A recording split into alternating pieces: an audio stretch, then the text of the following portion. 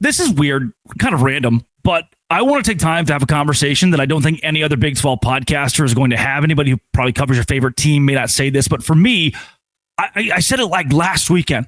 I get so fired up to be able to talk about the Big 12, to be able to have a conversation about a conference that when I first started this show was on its last leg, was trying to survive in college football.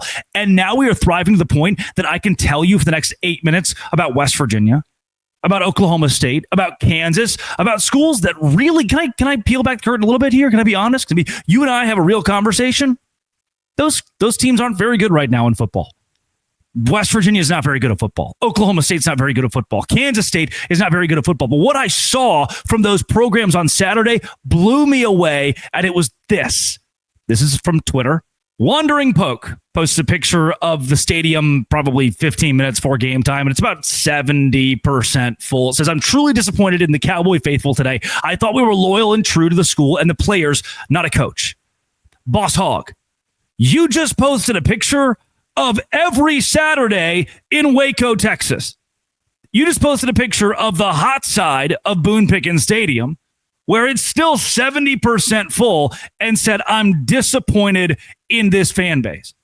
I want to take you to Fort Worth, Texas on a usual Saturday. Now, look, Baylor fans can't make an excuse. I'm like, oh, well, it was hot. TCU fans can't make it. Well, it was warm. Why don't we go to Morgantown? Voice of Morgantown tweets this one out, where it is raining.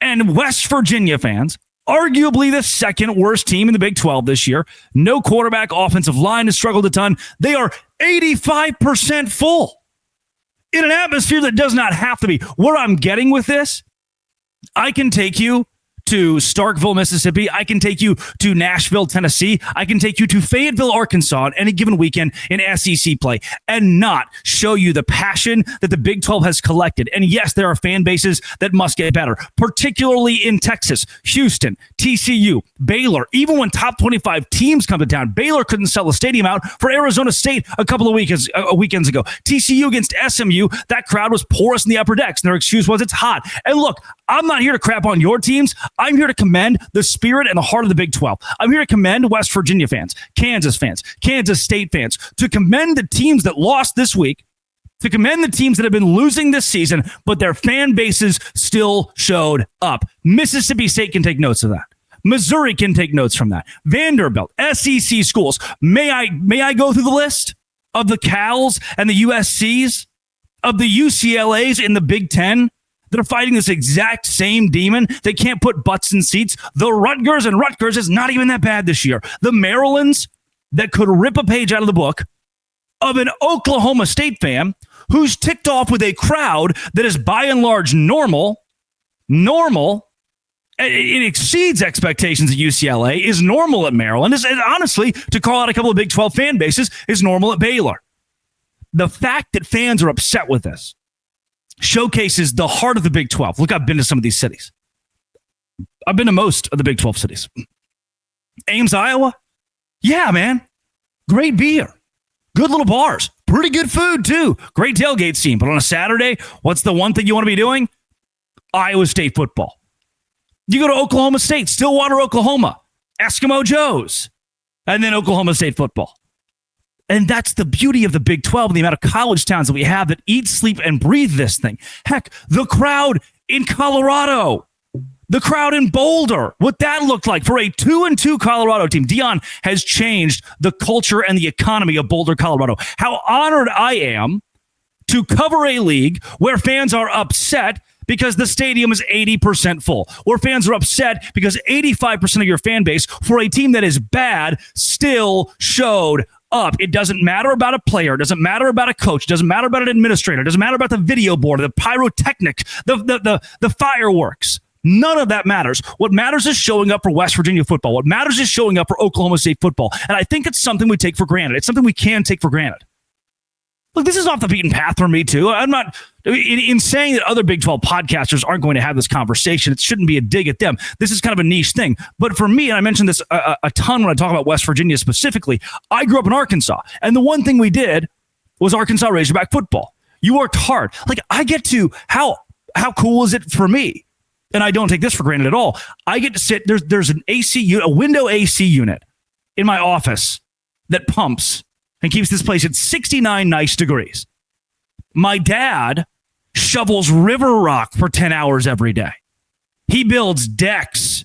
He remodels bathrooms. He's working in homes that aren't even remotely complete yet, and it's 107 degrees inside of those. I get to sit in the air conditioner and do this, where there are Oklahoma State fans who spend Monday through Friday putting air conditioners in buildings, right? For 10 hours a day. And their escape is a Saturday in Stillwater where they can go watch their favorite team play. I don't take that for granted. I don't think we should take that for granted. There are other schools in this nation, other fan bases in this nation, even in college towns like Fayetteville, Arkansas, like Starkville, Mississippi, like Columbia, Missouri, I think, who just wish, like Waco, Texas, that look around and wish they had the passion and the care that some of these Big 12 fan bases do. I can tell you, I show up honored to talk about the Big 12 somebody asked me recently, I bet you'd love to host Locked On SEC. No chance, buddy. Have to talk about the pompous Alabama and Georgia? There's nothing blue collar about that matchup anymore. We've ruined that matchup. We've ruined what we loved about college football at its roots here. And you think that I want to be knee deep in that? I mean, the Locked On SEC guy, I'm sure he does a really good job. And I would love to listen to his show. But I've got the perfect seat right here. I've got the perfect seat right here covering the Big 12 Conference. Because it's special. We do things that are genuine, that I believe are different. And without the approval of the country, everybody hates us. They hate us because we're ornery. That's a word. And I love it. Coming up, BYU, Colorado. What a game in Boulder. Locked On Big 12. Oh, baby, today's show is brought to you by Quo. The reason today's show is brought to you by Quo is because they're one tool that helps make a huge difference for business owners. Formerly OpenPhone, now Quo. It's the same great business phone system you've heard me talk about before, but with a new name. Here's why it matters. Every missed call, money left on the table. You need customer consultation 24/7, and you want it to still be personal.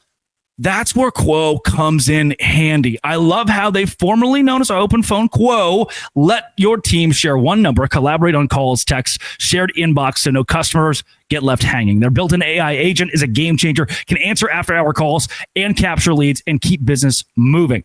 90,000 businesses trust Quo, formerly OpenPhone. Get started for free. 20% off your first 6 months at QUO.com/LockedOnCollege, QUO.com/LockedOnCollege.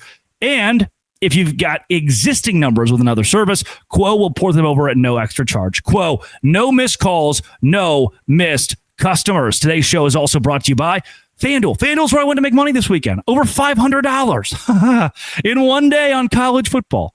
Heck yeah, man. 2 days, because I took Houston live money line against Oregon State, and they won. The NFL season's also here, and FanDuel has an offer you don't want to miss. Right now, new customers can bet just $5 and get $300 in bonus bets if you win. That's right. Pick a bet. Put down $5. If it hits, you'll unlock $300 in bonus bets to use across the app. I love how FanDuel gives me so many ways to play, build parlays, try player props, even follow the live lines during the games. So what are you waiting for? Visit FanDuel.com to download the FanDuel app today and get started. FanDuel.com to download that app today. Go to FanDuel.com and do it. Or download the app and do it today.